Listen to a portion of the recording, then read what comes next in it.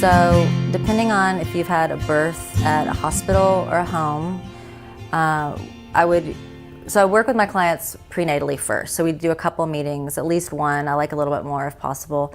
And just so I know kind of like what your mood is. I get to know the couple, I get to know the house, all that. So I just can like hold the space how they want it. And then I come in usually either the same day or the next day. If they've come home from the hospital, if they're home, I'll come either that night or the next day, depending on like if the midwives are still there, if they had a birth doula. And I really love to come in, do the daily sitz bath. So I do a big vat of herbs on the stove, drain it off, and they sit on a sitz bath that goes on the toilet if they're not ready to get in a bathtub. And it's for the vaginal healing, which is super, super important because this massive thing has just happened in your entire body, and those tissues need some help and healing. And so I like to do that at least once, often twice a day for the first week. I love to do the Ayurvedic cooking because food is such an important aspect of healing. And usually I kind of know if people are into that, but people like it. Even if they're like, I don't really need the cooking, I always try to bring a couple of meals and a couple of teas and it's so some nourishing. Healthy, so nourishing. To have that home cooked meal by someone who is doing it with love for you specifically. 100%. There's nothing like that. And then to be a mom and being taken care of while you're just like trying to help this little creature, I can't imagine how good that feels. Totally. And when you're in that space, you're so vulnerable. I mean, it's kind of like, I liken it to if you were in college and you had like a couple of all-nighters and you're just, like you're a raw nerve. And then on top of that, you've just run a marathon. And then on top of that, you have this newborn that is depending on you for everything. Like it's so massive. And it's almost like you can't even make decisions. So when people say, what do you want to eat? I'll go get you anything. It's almost like you don't know even what to think. And so women go, I don't know, I'll eat later. And then they don't eat. And so to have the mung beans and the rice, the healthy soups, the teas that are just literally brought to them. I don't even ask if they want it, just brought to them. So they're breastfeeding and then eating. And, I won't go too deep into it, but like in Ayurveda, you have the 3 doshas on your type, but every woman postpartum is vata. So you've had this like heater in you and all the energy's been going to baby. And then you have baby and you're full of air, you're full of space. And so every woman is very, very vata, which is like in the ethers. So that we're like spacey, etheric, your brain is like not in the normal world. And so the more warmth you can bring to that, the better. So that's all like the herbal teas, the warm foods, staying clothed, socks on, sweatshirt.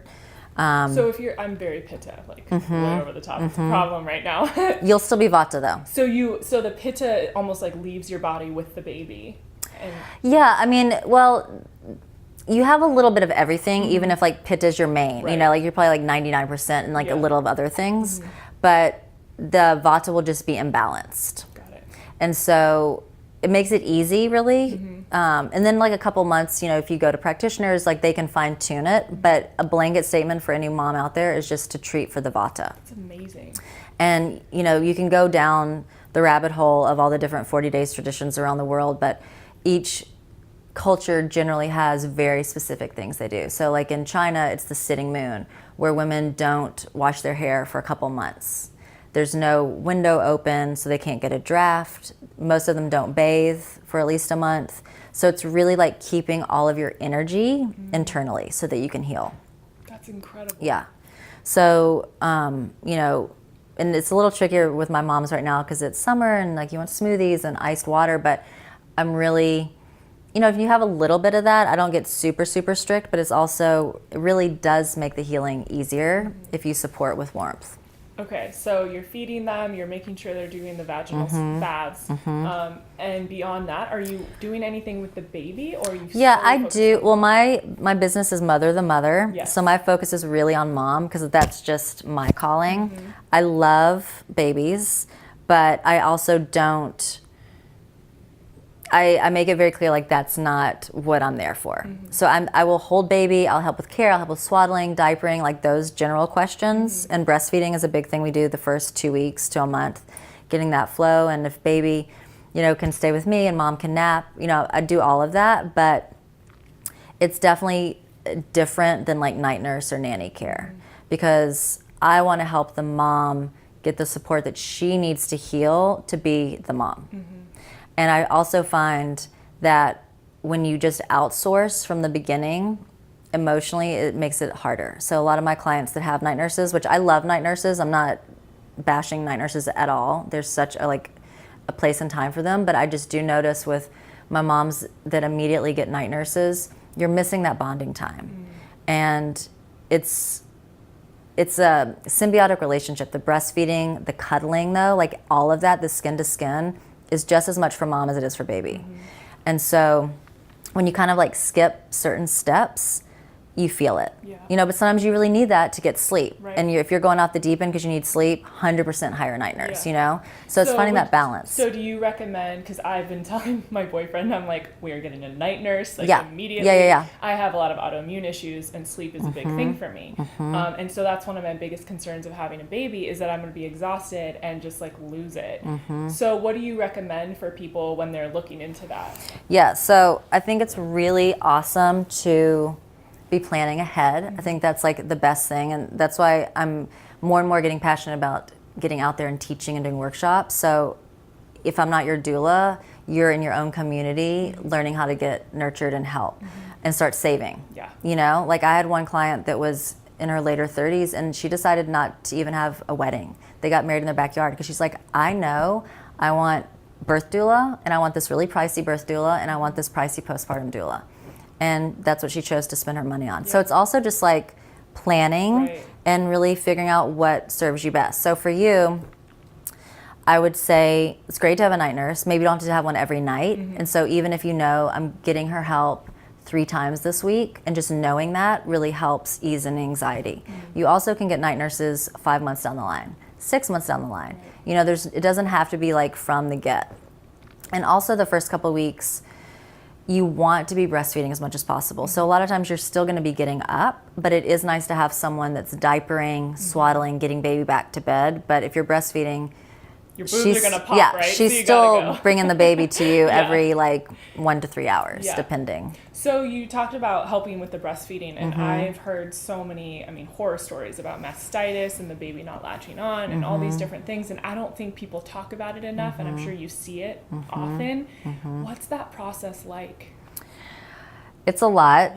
Breastfeeding is a whole topic. You know, like we could do a whole podcast on breastfeeding, which is probably a good idea for women.